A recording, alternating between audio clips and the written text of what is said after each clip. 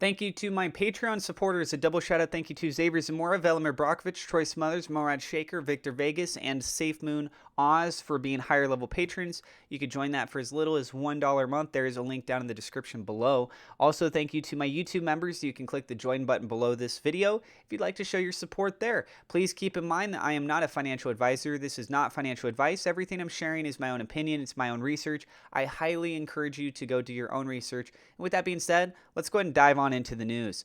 This is very simple, but also not at the same time. This has to do with what kind of card that SafeMoon is getting ready to launch. And so the question was, I'm lost. What kind of card is being planned to be issued? And Mr. Adult, who works the SafeMoon team, with the SafeMoon team, he said debit card. This is incredible.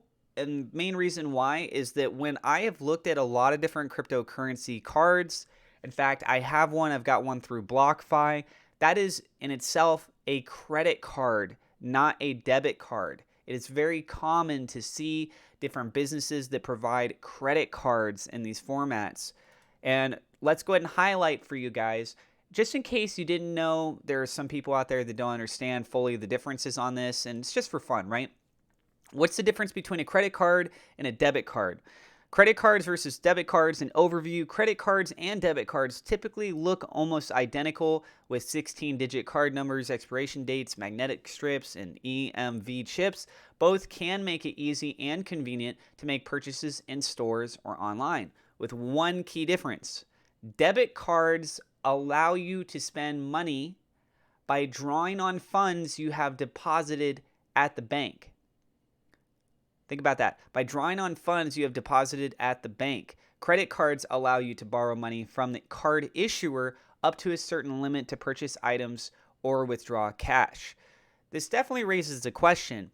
All the proper regulations and compliances that SafeMoon has been telling the community that they've been going through to make sure that they cross their T's, dot their I's, that they're okay with all this stuff when it goes live. Because you do have other major exchanges, which, for example, Gate.io. I made a video talking about this just recently.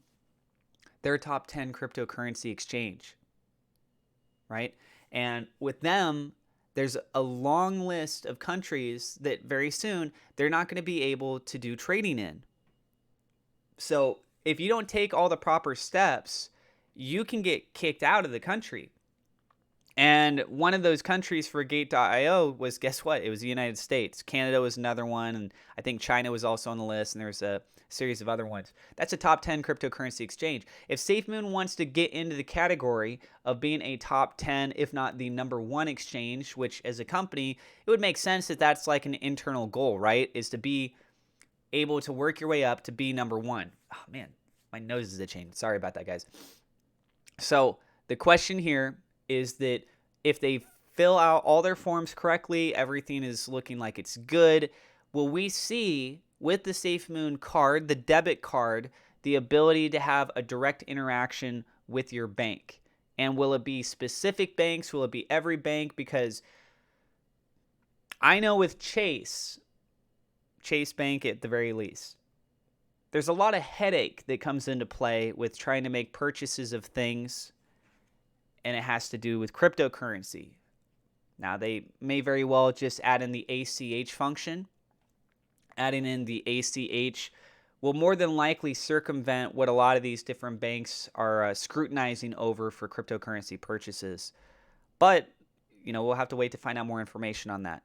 This says continuing on, it says you probably have at least one credit card and one debit card in your wallet. The convenience and protection that they offer are hard to beat, but they have important differences that could substantially affect your pocketbook. Here's how to decide which one to use to meet your spending needs.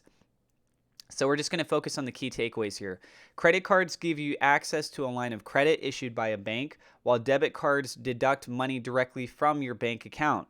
Credit cards offer better consumer protections against fraud compared with debit cards linked to a bank account.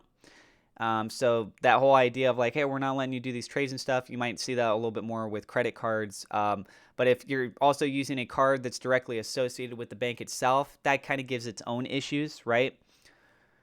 And then we have newer debit cards offer more credit card-like protection, while many credit cards no longer charge annual fees.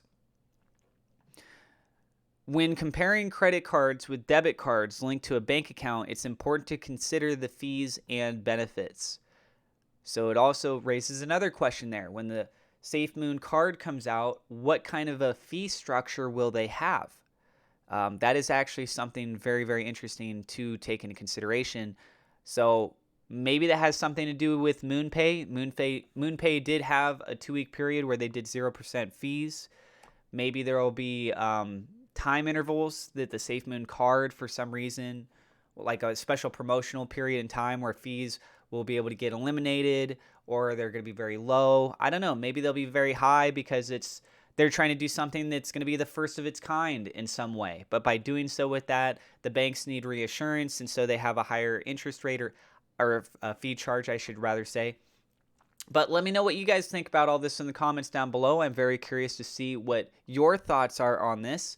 And also, I do have referral links in the description. If you want to get free crypto, free stock, you want to protect your crypto, you can use a cold storage wallet. There's a discount code there.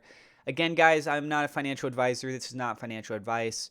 If you are new to the channel, do not forget to hit subscribe, hit the thumbs up like button, click the bell icon. God bless. I will see you in the next episode.